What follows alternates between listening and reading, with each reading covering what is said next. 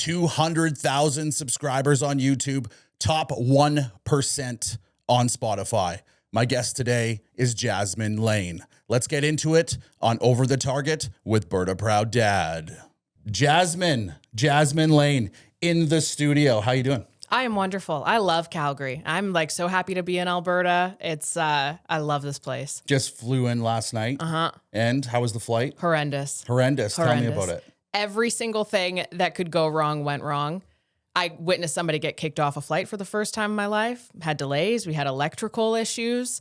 It was absolute. I've never had a worse flight in my life. But you made it in. I did. You made it in. I felt so happy too after all of that stress and chaos and delays. And then I fly in. I'm like, there's no snow here. Oh, yeah. Well, worth it. Coming out of Winnipeg, right? Literally the winter land of Canada. And then you come into Chinook land. But you're not here for the Berta Proud Dad show. Now, I appreciate you being here, but we're here for the Conservative Convention. Yeah. That's very entertaining. Never a dull moment. And you're speaking. Yeah. You're speaking. Is this your first time speaking at a Conservative Convention?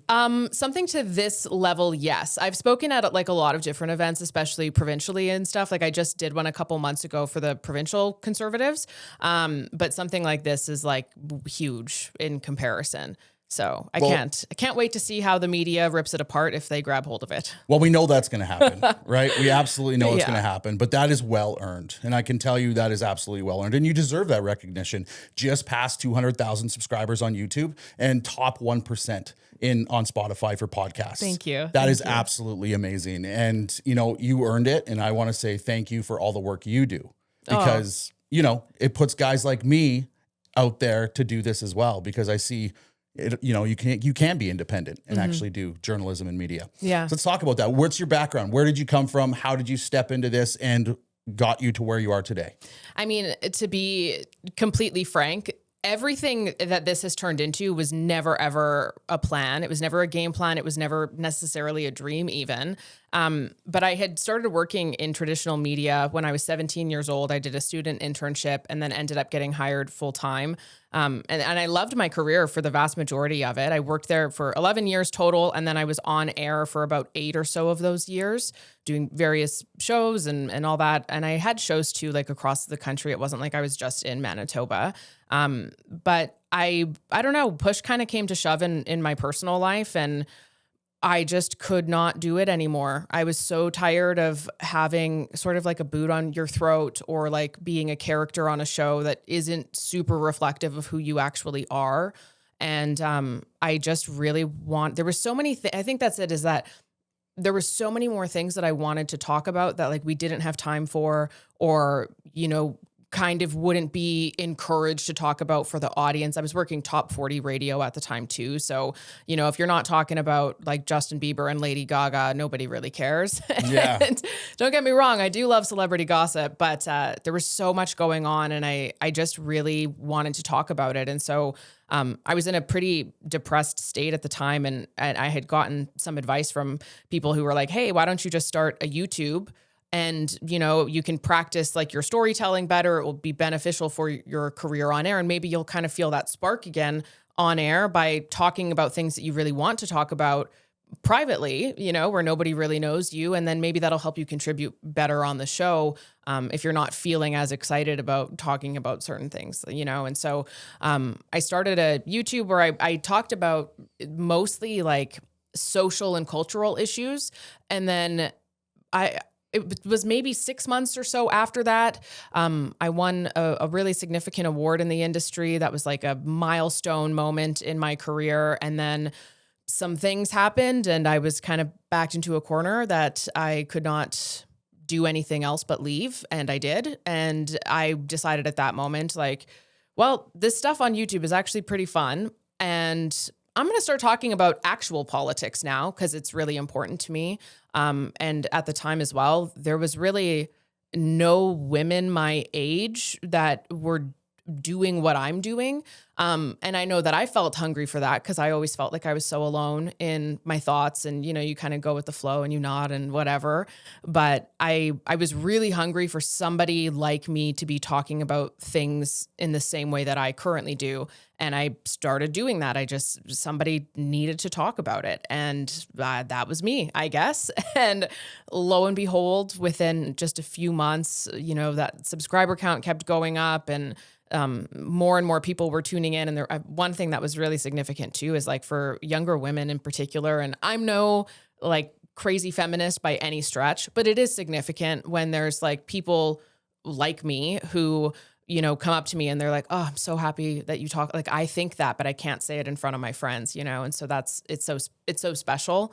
And then it's really just turned into a beast of its own. Yeah. That I never planned for, but I am learning as I go. Yeah, it truly has, right? And the interesting part about that is it's not state-sponsored media. And that's really what is happening. I share my views on Facebook, for instance. I share them once a week just to let everybody know what my viewership is, just so they can see how important the channel actually is. I saw you do one the other day, actually. Yeah. It was a lot. Yeah, 33 million views in 28 days is crazy. what I'm pulling. And that's mainstream numbers. That's what that is, right? And the same goes for you. You have people coming to you because you're passionate, because they know you're doing your research. They know you're doing the work that is independent journalism, independent media, and you're not state sponsored. That's the biggest part. And the mainstream narrative and the mainstream media is actually failing now because of that. We saw the National Observer come out the other day, put a hit piece out. I call it a hit piece. I don't know what you want to call it, but they put a piece out. Basically, what I looked at it as was a little bit of jealousy sprinkled into an article because they didn't get invited to the Conservative Convention, and now there's these influencer badges, which I have and my wife has, but you're going in as a speaker. I understand that, but they don't like the influencers being there because they don't like the 33 million views we're getting, and they want to discredit that because we didn't go to school for journalism. I don't know about you, but you just have to look out your backyard today in Canada and realize there's a problem and start talking about it. I think it's really interesting the way that people kind of hold on to these credentials. And, especially when it comes to journalism and media and things like that, most of them started very similar to how we have all started, like people in the space have started. There's also citizen journalism is a thing. And it's so interesting too, to witness, like, there's so many stories that have come out that people like you and I will be called conspiracy theorists for talking about. Lo and behold, 6 months, maybe a year later, that's true. Yeah. And that's not to say that we get everything right 100% of the time. Of course not. But I think more importantly, it's like this curiosity and hunger to just know what's going on. And that article by the National Observer, and I did a show about this as well very recently, I would also say that it's a hit piece, and more importantly, it's not news. No. Like, there was nothing about news in there. I deeply appreciated, that was sarcasm, the fact that they went and alluded to the Tenet media scandal. And, they drop these little things where there's no direct accusation, but there's some sort of a tie-in, and they leave the viewers then to speculate. And of course, it's negatively about people like us. And that's so disingenuous. And it's also the very type of media journalism that they claim that their credentials prevent them from ever having. Yeah. Meanwhile, I see people like that talk about us all the time in ways that are totally unfounded, baseless, conspiracy theories, just calling us names and whatever. There's nothing about that piece that was actual journalism. And I think it's pretty sick, if I can be frank in that it's, I think it's pretty disgusting to call names, like to call people who didn't vote for the party that you voted for names like that at such a grand scale on my tax dollar. Like, my tax dollars are funding media outlets that insult me. Mm-hmm. I'm not okay with that at all. No. That's sick. That's absolutely sick. And it's not rational. It's not anything. And, you can take a perfect example here. Try Googling CBC plus far right. You'll have tons of articles. CBC plus far left. There's nothing. There's absolutely nothing. And that's a very good point, actually. I've never heard anybody say it like that, but you are correct. It always going after the right. And I don't consider myself a far right. No. You know what I mean? And I understand there's people on the far right, there's people on the far left. Yeah. And I am neither of those. I'm in the center. I'm a centrist. That's what I am. I've always described myself as a very classic libertarian. Yeah. Which nowadays is a far right radical Absolutely. extremist. They've called everything that we are far right. And It's that's such a shame. done. That's another thing actually about media that's very frustrating is like, it's such a shame to do that in general, because words do matter. And if you use words in a way that doesn't matter, that isn't relevant, or is like egregious, those words stop mattering. And that's also harmful. You know, like there's so many smears and insults that are just so casually thrown around nowadays. And it's just beyond me that those are coming from these accredited journalists, the national broadcasters of our nation who are funded billions of dollars. And then you have the audacity to come at me. Like, you know, there's this thing called competition. And if you don't like that people are resonating with you and I, as an example, and many others, why don't you do better? Like, I'll throw that one back at you. Like, you created us. Your constant inaction, your constant unquestionable loyalty, not giving a full story, being ridiculously biased, but not telling anybody of your bias. So then the average person thinks that that's actually the news, but it's caked on with a bias. Like, you created this monster that you hate so much now because you omitted so many details. You missed nuance. You didn't give full stories. You focused on things that didn't actually matter in order to create victors and victims in stories. And at the end of the day, people just want to know what's going on. And we have such a transparency crisis in this nation.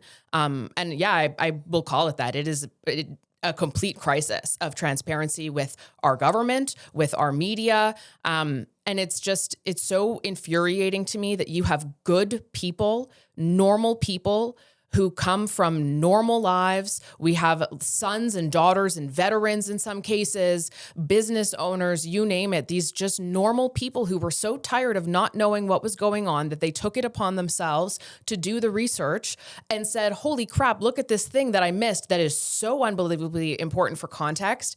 And even to be able to discern a story on your own. Like, for the news is not there. It was not created to tell you what to think or who to blame. It was there to inform you. Here's the details. Here's what this side says. Here's what this side says. Discern the information and figure out what you say. That hasn't been the case in this country for a very, very long time. Like, I would argue the CBC, as an example, started getting a pretty clear left-leaning bias in about the early 90s or so.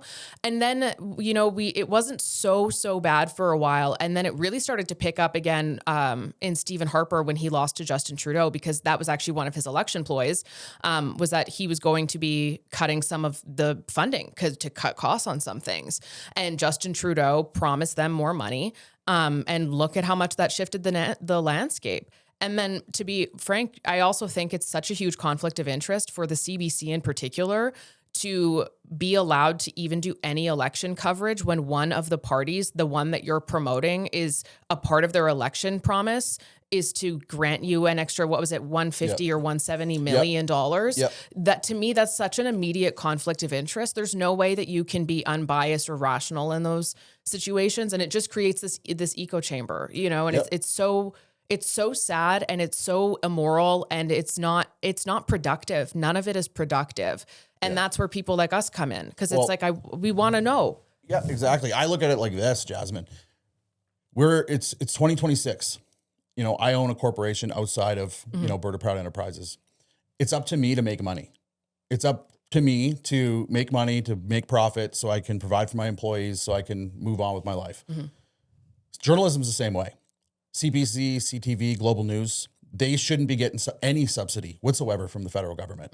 You know, that's our tax dollars. And if you look at what's happened in the last decade in this country, we can't afford it.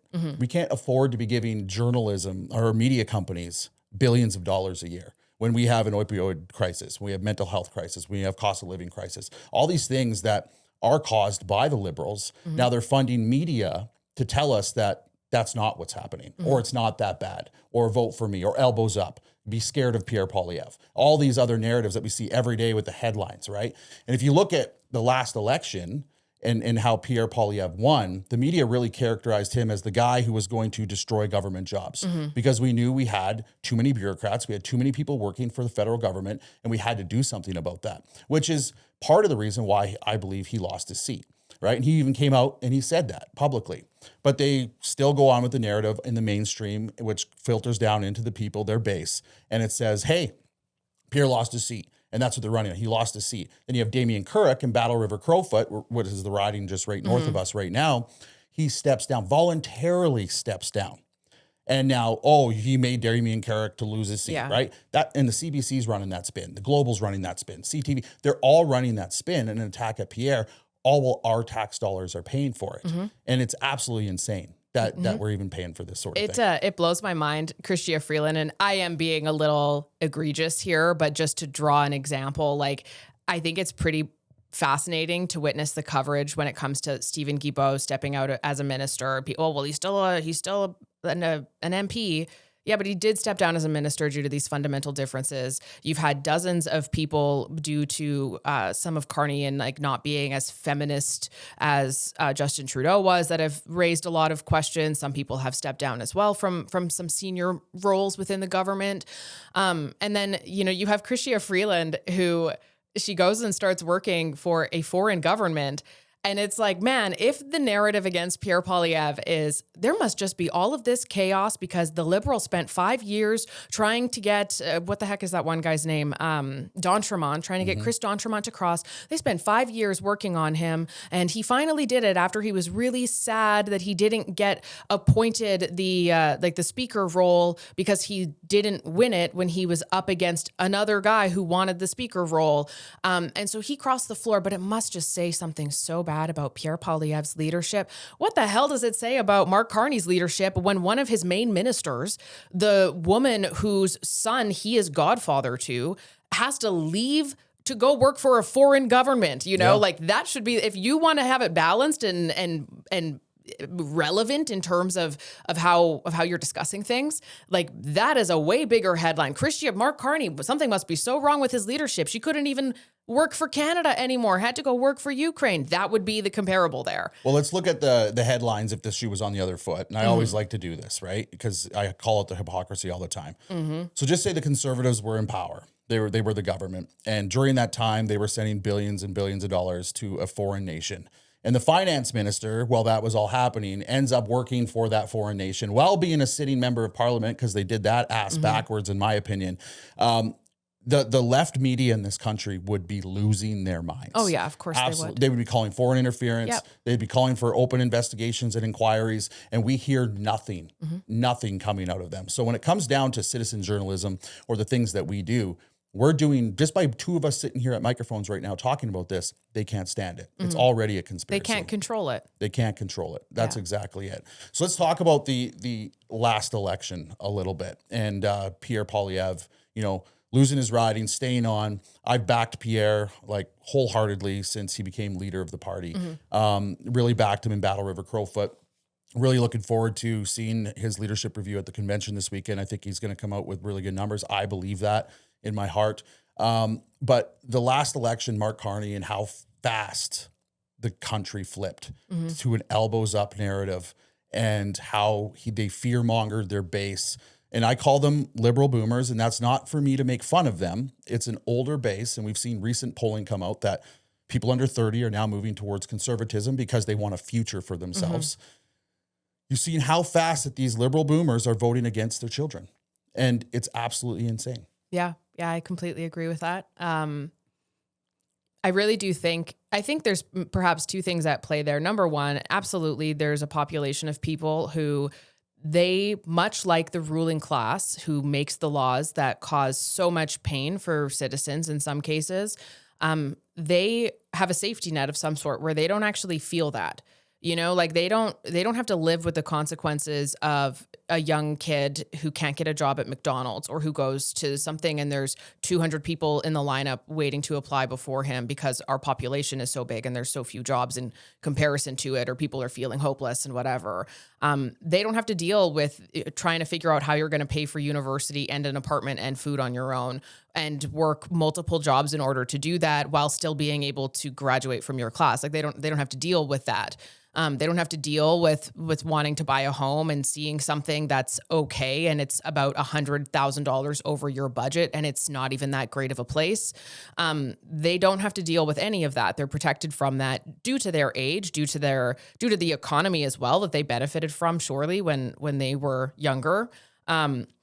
It's not to say that there's plenty of boomers who do have it very hard, who are very much struggling, who are very much in support of Pierre Poilievre as well. So not to take away from those people. I know it's annoying to be lumped into a group. That's why I call them liberal boomers. Yeah. But, and then I also think another thing at play is the fact that, especially when it comes to an older population and this is actually kind of interesting because it would be an older population as well as younger population who most likely is not voting age yet, and just kind of how the system is working through them in some ways.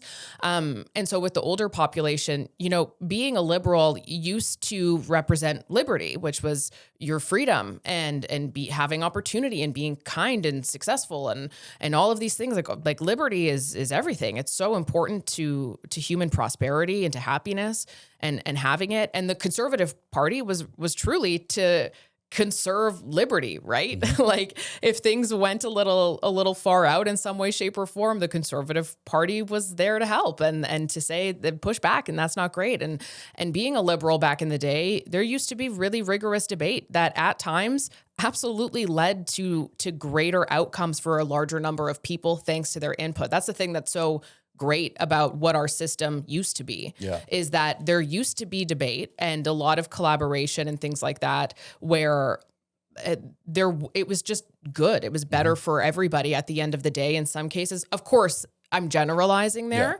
But liberalism of, the 1960s, 70s, 80s does not exist anywhere in the West right now. Mm-hmm. It does not exist anymore. And I think that there's a lot of people where, well, I'm a lifelong liberal. Well, yeah, Deborah, when you voted liberal back in the day, that was a completely different party. Yeah. It's genuinely, by definition, not the same party anymore. It's not. It truly is not. And I could go back and I could say Jean Chrétien was probably the last time that there was actually a liberal-like individual as prime minister. You can maybe go back even before that. But it's completely changed. And I don't think the Conservative Party, for instance, has gone more right. No. I think the Liberals went more left. I think the Conservative Party in some cases has gone more left as well because the gap is so, and two, also the world has changed in some ways. There's things that used to be condemned globally that aren't anymore. And so you shift and you adjust. Obviously, you're not going to have the same party platform that you did in the 1900s.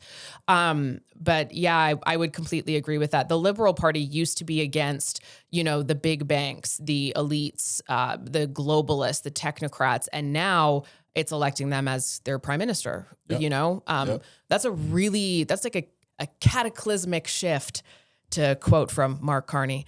That is a really massive change, whereas the Conservative Party is actually still the same for the most part. Yeah. And there's lots of people who don't think that they're conservative enough. Fair enough, depending on what your values are, what it is that you want to see. Of course, that makes sense.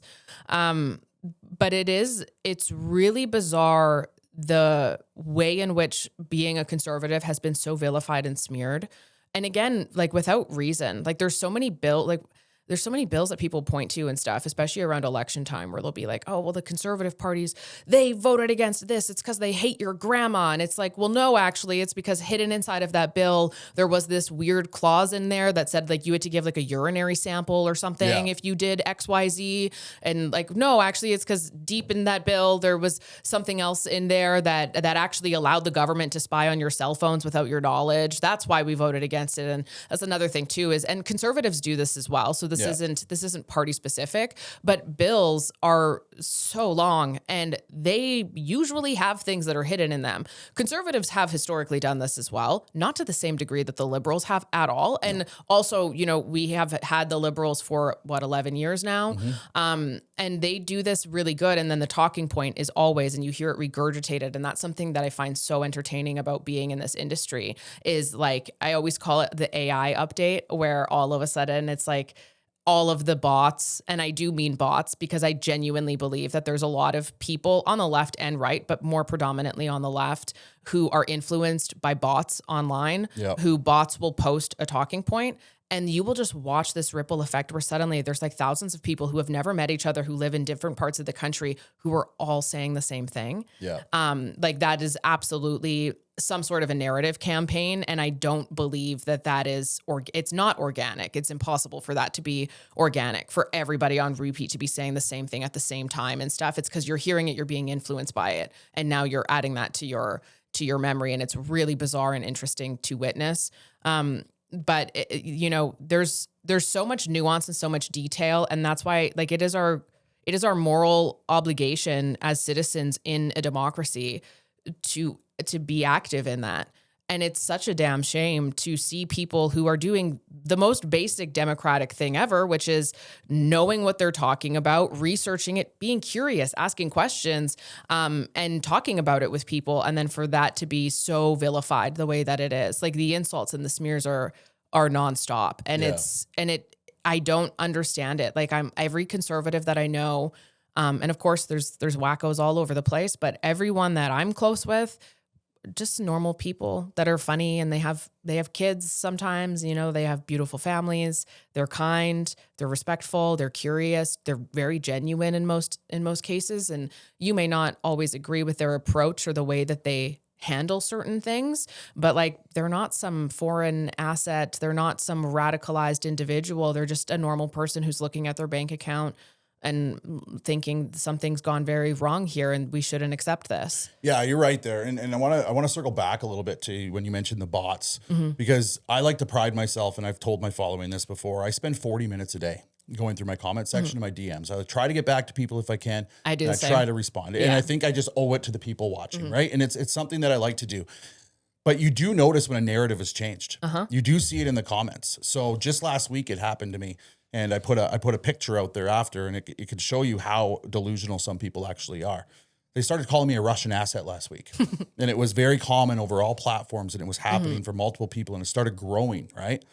So eventually what I did is I went and I AI'd myself in a private jet and said I was going to Russia to see my handler. I know, I was so jealous. I wanted to be in a private jet. Right, exactly. So, but people believed it. Yeah. People actually thought, and they were gloating, saying, I told you, he's a Russian asset. I told you this is going to happen. Not even thinking for 2 seconds to think and reflect. If this guy was actually a Russian asset, would he post a picture in his private jet and tell you all that he was going to Russia?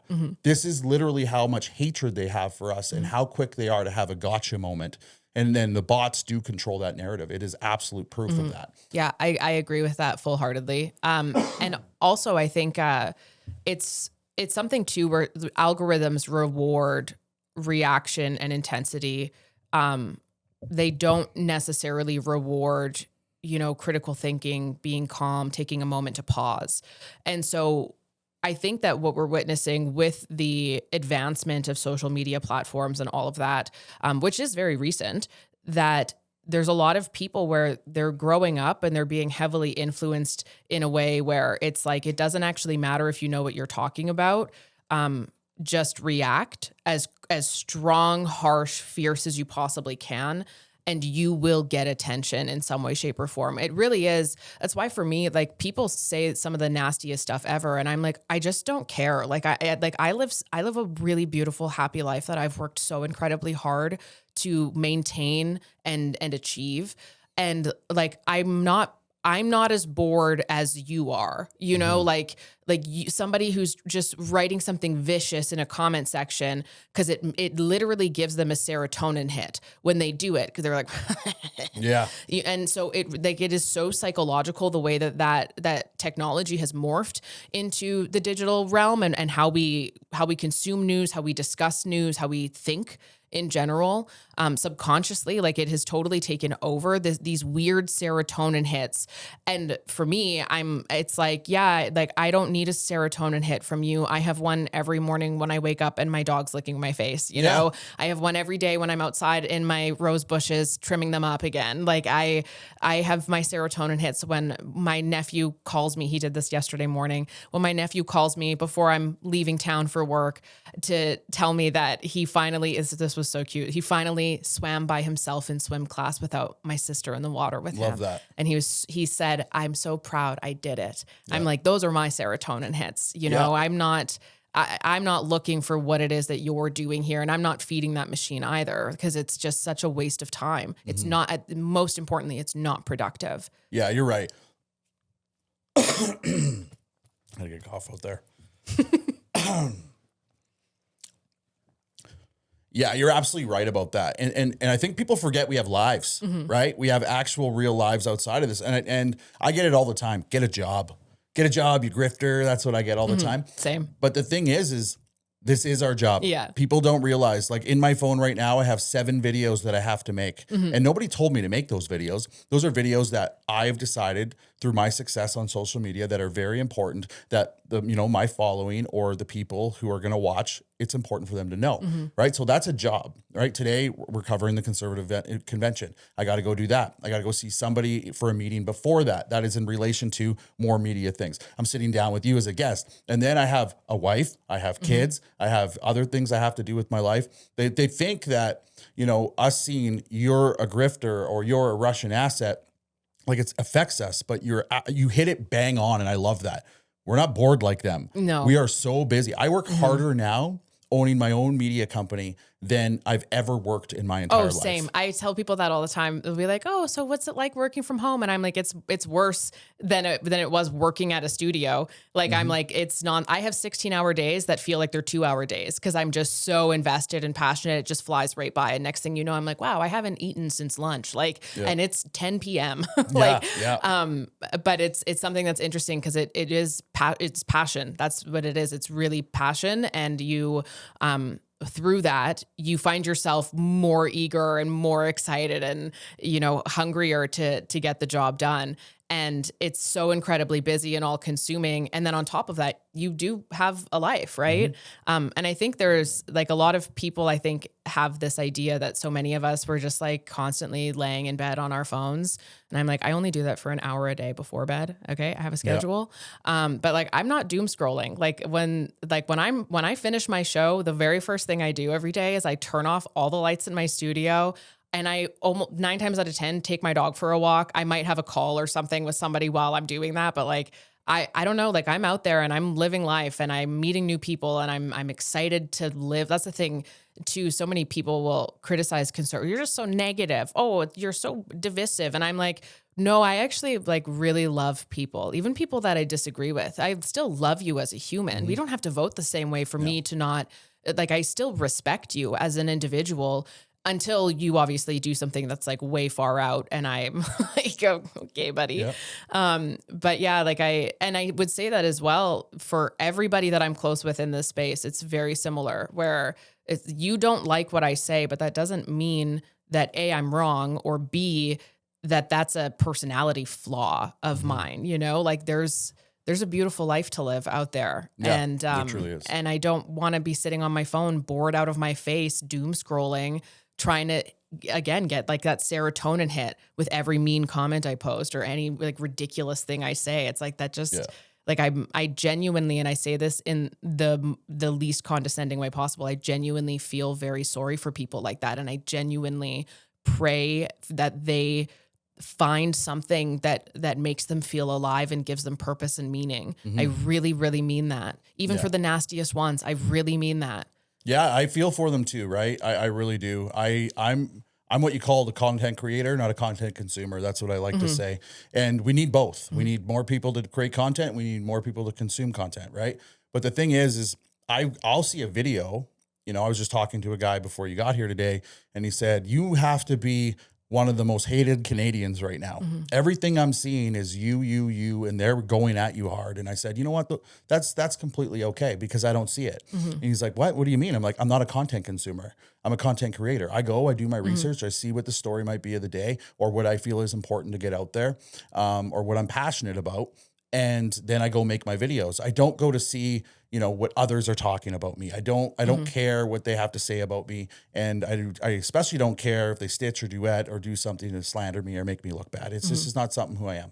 And he's like, oh, well, that's a good perspective, Healthy. Whatever it is. It's very healthy because if you don't do that in this space, I could only imagine how long you would last here. Not long, I think you would, because that's the thing. It's become so divisive. And it's really sad that that's happened, but that's also happened because that wins votes. And more often than not, the person accusing you of something is usually the person doing it. Yeah. And we have bills C11, C18, C63, which was shot down, but like is supposed to be, they still talk about it every once in a while, having different variations of it. Those are all bills that are divisive, you know, in some way, shape or form. And they're promoted as being like, oh, it's for us. It's going to be good for us. But what average Canadian citizen actually benefits from any of those? Yeah, I think speaking of Bill C-63, I'd like to talk about that for a minute because I do think there'll be another form or version of that coming back very soon, especially if we go into another election, which we'll also talk about here coming up. Because the Online Harms Act is what they're calling it. So basically to protect people online from threats or any bullying, anti-hate speech, all that other stuff. But it really does affect people like you and myself. And I think it is a ploy by the Liberals because they can't control our voice. They can't control who we are as creators, what our opinion is. And they definitely don't pay us to, have a way to sanction these social media companies to, basically shadow ban us. It's just, you know what? Let's even take us out of it. At the end of the day, let's say, because I do think that, yes, there's absolutely a lot of room for interpretation, which is something I've noticed with Liberal legislation is it's very vague and that's likely on purpose. But let's remove you and I from that in general. No matter what, if you just want to look at the cold, hard facts of a bill like that, the way that they promote it is it's to protect children, like underage kids, from online harm. Okay, so you have this whole bill that has all of these other sweeping measures in it and a lot of government control, but we have laws already for all those things. So that's where I usually tend to like break that apart is it's like, okay, so that's what they say, but we already have laws for that. Yeah. And there's some provinces that have even harsher laws for some of those things. I was actually driving down a road the other day and I saw a bench post, like a bench, what are those called? Bench promotion bench thingy. ads. Yeah, bench ad. And it was actually about underage girls who were being targeted because like a boy in class shared an image of them that they had sent to them in private. And that's what this bench ad was. And it was a group of lawyers who that's what they specialize in is helping kids. And if you don't have money to pay them, they actually have access to certain funding models and whatever, so that you can get your case, like it can go through and that image will be removed from the internet. So not only do you have federal laws, but you also have like private citizens and businesses that specialize in helping people in those ways. Like you have the free market helping people in those ways. And so, that then takes it back to, okay, well, why would they even propose something like this? Then what's the point when there's not a single law that exists that doesn't help the area that they claim to want to be helping right now. Yeah. So that doesn't really make any sense to me at all. And then you start going through some of the details of this bill and it's like, there's a lot of room for interpretation there. But also, it's like, even here's another somewhat example. Was it Bill C9, the religious one that was recently in the news? So we have that one and you have Mark Miller, Justin Trudeau's BFF, who's talking about Bible verses and how, because there's things that regard or that have reference to, a man not being with a man and things like that. He quotes Deuteronomy. I said that so wrong. Whatever. You know what I meant. Yes. Yeah. That's a total tongue tie. Yeah. But so he quotes all these biblical verses and says that, like, yeah, that could be hateful. Somebody could potentially face charges if they used those verses in order to promote some sort of a hateful act or hate crime. When the hell was the last time that there was a Christian hate crime Yeah. And in as this country? Like when? Like that's what? Like, I'm like, have you not seen what's been happening on the streets in Toronto, Montreal since October 7th? Mm-hmm. And you're going to quote Christian Bible verses? We've even seen Canadian flags be burned at some of these protests. And not only that, we've seen churches burned to the ground in this country. Yeah. And so I think stuff like that too, it's like when you pay attention to not only the details of the bill, the existing law that more often than not covers that, and then also like covers the crime that they claim needs to be covered and protected. And then you also pay attention to the examples that they give when they're discussing these bills. It becomes, and of course I'm speculating, I'm hypothesizing based on what I have here, but it becomes pretty obvious what the probable intent is. And I don't think at all it's for the betterment of Canadians, because if it was for the betterment of Canadians, you wouldn't need Bill C-63. You would maybe be promoting, better parenting in some way, shape, or form. Like maybe you would be promoting that, children have loving moms and dads who stay together, that it's important to fall in love and have children with somebody that you love. And it's important to like have personal responsibility. And maybe it's not great to have your 7-year-old on Roblox, like you would be promoting things like that to help parents perhaps like not be in a situation where their kids are vulnerable to that sort of thing. Yeah. And of course it's not always out of control or not always in our control, but that's also why we do have existing laws already. Yeah, you're right. And I talk about this a lot on my channel. So my life is guided by faith, family, freedom. Mm-hmm. That's literally how I guide my life. So I'm a man of faith, and that's what like guides me. There's been attack on that. Yeah. And then there's in this country, especially over the last 10 years, and we've seen it. When it comes down to family, there's been attack on the nuclear family, right? Trying to split people apart. It's hard enough to run a home in this country. I can only imagine how single mothers or fathers are doing it right now. That's got to be hard for the mental health, and they're feeling the stresses of what's coming down from the government, from carbon tax increases to gaslighting by our federal government, and just the cost of living crisis that we are in. And that's not just a slogan. That is the truth. We are in a cost of living crisis. I was actually watching the news this morning, and Nick Nanos was on CTV News, and he said, right now, the number one area of cost that's rising that Canadians are really feeling, according to polling, which of course is a small sample, so take it as you will, but it was like 58% was groceries. And he was on CTV News and he said, going shopping for groceries, it's like a punch to the gut. And I was like, it sure is. It really is. I remember going grocery shopping with my mother back in let's call it 1994, 1995. Let's call it that. $200 would get you a cart, sometimes a cart and a half. Yeah. $200 gets you a bag and a half to 2 bags, if that now. And, I feel every once in a while, Berta Proud Mom and myself, because we're blessed, I'm blessed to be able to do this stuff. We'll be sitting at the grocery store and we'll just pay for somebody's groceries, and that's what we do. And then, we're not trying to be condescending or anything else. We know it's hard out there and we've been there before. Yeah. We know what that's like. So it's just something that we try to do to give back. But when you see the cost of living and the faith, the family being broken apart, then you talk about freedom. And that's exactly what this Online Harms Act is it's taking away freedom of expression, I believe, from everybody on the internet, everybody to be able to have dialogue and discussions, whether it be in a private forum, a public forum, or podcasters, or whoever it might be, because they can no longer, and they know this, control the narrative. Yeah, I think, some people would hear that and they'd say, oh, you're a conspiracy theorist, but it's like, okay, fair enough. But so then what would it be? Because again, if you go through all of those other facts, it doesn't make sense what they're doing. It doesn't line up to like what Canadians are even asking for. Number one. Exactly. Like nobody voted for that to be a thing. You just told us it was an issue and you decided to do something about it. And then also too, it's like, it feels so impossible sometimes because they use such emotional language and they promote things in such an emotional way. And they do that for a reason. It works. It's historically incredibly successful to get a lot of support behind you, is to play on people's emotions, play on the hierarchies, your ego.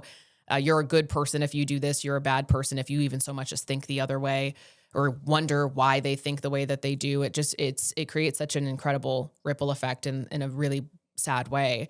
But, it's so it's so shameful, I think, is probably the best way that I could put it all. And it's just so unnecessary too. And it is for more control. There's no other, because there's no need for it, and ultimately, in order to discern information, to think, to form your own opinion, to understand or even start to understand things, you're bound to offend people sometimes when you're trying to get to the bottom of things. And that's actually okay. I kind of have this belief where, as long as your aim is always high and your intentions are really pure, there's no wrong that you can do, even if you really mess up, because your heart matters so much, and where your heart is means everything. And your heart should always be in a good place when you're trying to get to the bottom of things. And your heart can be in a good place while still acknowledging truth. And truth is going to upset people sometimes who have bought into something or who have been manipulated. But you need more information, not less. And this is probably a terrible example, but even recently with the China Carney Trump situation, Donald Trump initially said that Mark Carney said that he was going to be doing some partnership with China. Trump responds, he says, yeah, sure, they should get a deal, whatever. Like, well, yeah, sure, that'd be good for Canada. Mark Carney announces the partnership or whatever with China. Donald Trump loses his mind, says, we're going to put 100% tariffs on you guys. And then Mark Carney comes out and has to issue a correction statement. Whoa, we're not doing a free trade agreement with China. We know that we can't do that under USMCA, or as Canadians know it, CUSMA. Whoa, we're not doing that. And it's like, you didn't give enough information. And so people, Donald Trump has totally changed his tune. No, your communication sucked and you were not clear, because Donald Trump has always been incredibly clear. China is an adversary. Canada has also been clear about that in as far back as a couple months ago. Yeah. And they are an adversary. That doesn't mean that you won't still have trading relationships with adversaries, but you have to be careful about them. Mm-hmm. You need to make sure that there's proper security protocols in place, especially when they have been proven to be interfering in your elections for the last 3 elections, especially when they have kidnapped your citizens, when they have threatened to take hostage on ransom politicians, there's so much stuff there where it's like, yes, it is important to diversify trade. You are going to be dealing with nations that you do not fundamentally agree with or respect, like, or value. That is a part of the game, unfortunately. You have to be careful about those. The U.S.'s message around China has always been the exact same. They are an adversary first, and they are a trading partner of some sort second. In Canada, we have such a different approach where it's like, whoa, there's no free trade agreement, we promise. But okay, if that's true, why on earth have you been calling it like a strategic alliance, a strategic partnership? Mm-hmm. Why on earth are you saying, we have to diversify and this is the second best economy in the world? What a great opportunity. We're aligned in our values for climate change. China's not aligned in our values for climate change. Are you freaking kidding me? Not even close. The only way that they are aligned in our values for climate change is the fact that China produces 96% of almost all renewable power pieces. So like solar panels, windmills, all of that production is China. So I guess that's how we're aligned, is that we're going to support their government by buying these things that aren't good for our economy, that aren't good for our energy, that aren't good for our communities, that are killing the whales. I hate that about wind farms and the birds and all these things. I guess that's how they're aligned. But it's like, everybody loses their mind over Donald Trump. Oh, he said it was good for us. And it's like, yeah, he said it was good for you if you did it smart. You didn't do it smart. You had less information. You were intentionally vague. Vagueness is not productive. Vagueness creates division. Yeah. And because you were not clear, because people did not have enough information and you were hiding it from them, Donald Trump's reaction, whether you like it or not, was pretty fair, because you described something in a way that sounded a lot more like a much larger partnership and friendship with China all of a sudden than what you had initially said. Yeah. So you need to be clear and you need to have more information, not less. That was the comparable. And I kind of went off there. Go off. Go on a tangent. It's all good, Jasmin.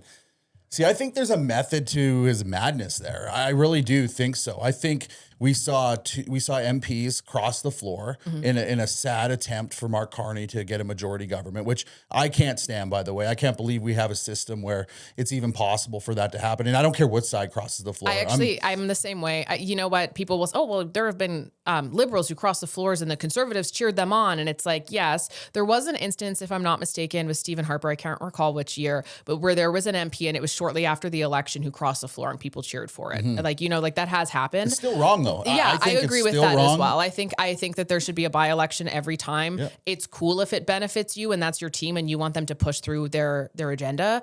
Cool. But ultimately, I don't like that either. And I do also think there's a really significant difference from somebody who, let's say you're a liberal, and this has also happened with the conservatives, that like a liberal crossing to conservatives, who is there, you've been a liberal elected MP for 2 years, 7 years, whatever the heck it may be, and you're, 3 years into, or even a year a year is still pushing it for me. Let's say 2 years. You're 2 years into the term of the government that you're serving. You're realizing things are not, it's not happening the way that you thought it was, the way that you ran under that platform, campaigning that it was going to happen, and you're feeling really disillusioned and your constituents are not happy because, it turns out that, and Bruce Fanjoy said that they were going to cut all these jobs, Pierre Poilievre was, and then it turns out that actually Bruce Fanjoy did. And so you're feeling a little disillusioned and this actually isn't quite what I ran on and people don't like it. And you cross the floor later on after like some serious attempts and tries and whatever, where you're just not aligned anymore. I still don't like it. There should still be a by-election. However, I can at least be more understanding to situations like that compared to situations like we had with Don Tremont, which no matter how the media likes to say it, is that's very interesting. And that was very personal. That was not for his constituents compared to people like Michael Maw, whose constituents are still protesting. And that one was so bizarre as well. Yeah, that one was extremely bizarre because you can go on a conspiracy theorist route with that as well. He literally met with the ambassador 2 days before this all happened, the ambassador to China. We know in that writing alone, there was some interference things happening with China. Paul Chang and that whole situation with the bounty. Yeah, we know all of that, right? Yeah. And that has also been like a red flag riding for a long time with RCMP and CSIS and everything. Yeah. That is if I'm not mistaken, and I could be incorrect on this, but I feel quite sure that they actually do have those like illegal Chinese police stations and stuff like that. I'm quite sure that they are. I'm pretty sure they do in that riding. If like there's been a lot, and it's really odd. Yeah. So if you look at all of that, like so when it comes down to me in politics, and you probably think the same way, the power belongs to the people. Always. Regardless. It will always be the people. So just say I was a politician and the things weren't going my way and I tried to get a hold of, Pierre Poilievre, my boss, said, hey, you know what? My constituents aren't happy. I would actually go to my constituents and have a town hall and let them know I'm crossing. Michael Maw had a town hall scheduled for a few days after he had that, and then he canceled it. Exactly, right? Yeah. And it's funny you mentioned... and it wasn't about him crossing either. No, it was exactly. About some conservative stuff. Exactly. And if you truly are a politician out there, and this goes for every politician, if you are a politician out there, you owe it to your constituents with everything you do in Ottawa. It doesn't matter what it is. So if you're going to cross the floor, you go to your constituents. You have the balls to go to your constituents and tell them that you're going to cross the floor. And that's how I feel. And if a conservative decided or a liberal decided to go to the conservatives, I'd be saying the same thing. Yep. And because the power really does belong with the people. Michael Maw, let's use him again. If an election were held today under the liberal banner, would lose. And he is still sitting as an MP in the House. It's insane. Yeah, no, it's deeply concerning. And we don't have enough published information per se about it. And so you end up running a lot with just theories and speculation and things where we can't prove it. There's reasonable doubt. And that's kind of how these things operate so well. Yeah. So, in situations like this, it's like there are rules and regulations, but the way that they're done they're done in a way where you couldn't actually prove it. So there's no case. Yeah. And it is such an injustice. It is. And I completely agree with you as well. If it was a liberal doing the same to the conservatives, as I said, there may be some situations where I can understand how you came to that decision. I can show some compassion there. I can get behind it. But ultimately, at the end of the day, always, The power is the people. You are being paid to serve them. You have sworn an oath to serve them. You are being paid by their tax dollars, substantially, by the way. It is completely unacceptable always to do something against your constituents, always. Absolutely. Well, let's start landing the plane here. I want to talk about the possibility of a spring election. I want to see what your thoughts might be on that, because when we're talking about the 100% tariff threat, when we're talking about, I think there was a method to Mark Carney's madness of why he came out with that trade deal with China, and to the displeasure of Donald Trump. I think if we watch the last federal election, he didn't get his majority. He's tried to get his majority through floor crossing. Now he's going to try to fearmonger his base again for a second time, I believe, because he cannot secure that majority government. And we're going to go to a federal election, possibly spring, maybe fall. And we could be possibly seeing him fearmonger his base again, using those 100% tariffs. And I think it's a strategy to basically shake up Canadians' faith, I guess, in the system. Yeah, I would agree with that. And, it is interesting. This just came to me. The shaking up of Canadians' faith, because when Michael Ma crossed, when Don Tremont crossed, and I don't know if this could have been intentional, but it's certainly a beneficial outcome. When those two people crossed, what did you have? You had liberals who were super hyped.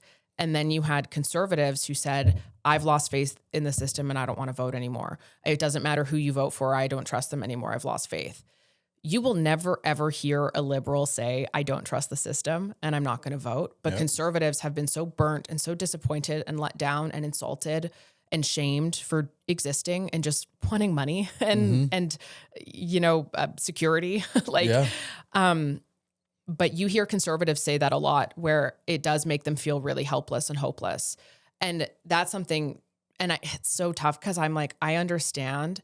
And I understand if you have lost so much faith in the system due to these things happening, that it makes you not trust it. It makes you not want to participate anymore because you feel like it doesn't matter. But, best case scenario, you keep participating and we get ourselves out of this. Worst case scenario, you don't. And this is it, And I would not be surprised if, to some degree, that division that has caused is intentional, or, as I said, just a very happy side effect of everything that's happened. Because that's very significant.